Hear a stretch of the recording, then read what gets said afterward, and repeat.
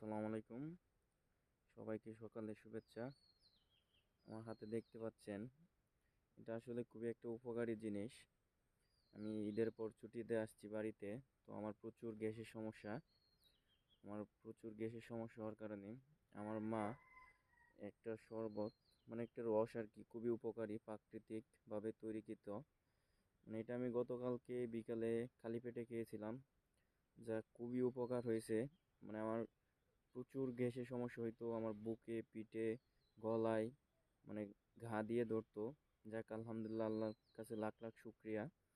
এই একবার এই রসটা খাওয়ার পরে অনেকটা কমে গিয়েছে এবং বর্তমানে আমার মানে কোনো ব্যথা নাই বললেই চলে।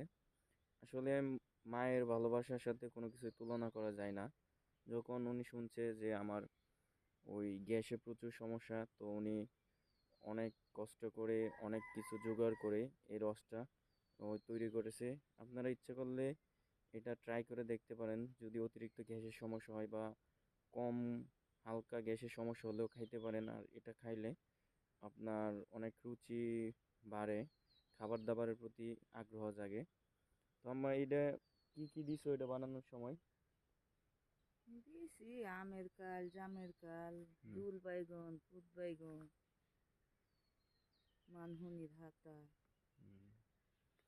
আচ্ছা যাক, ওটা হচ্ছে আপনার ওই প্রাকৃতিকভাবে তৈরি। তো এই জায়গায় যে আম গাছের ছাল, জাম গাছের ছাল, আবার ডুল বাইগন, আবার যে মানহনি গাছের পাতা, দুবরা ঘাস, এইগুলা মানে যা হচ্ছে সম্পূর্ণ প্রাকৃতিক। এগুলো আপনি খাইলে কোনো সমস্যা হবে না। আর আশা করি আপনারা ট্রাই করে দেখতে পারেন। আসসালামু আলাইকুম, ধন্যবাদ, ভালো থাকবেন।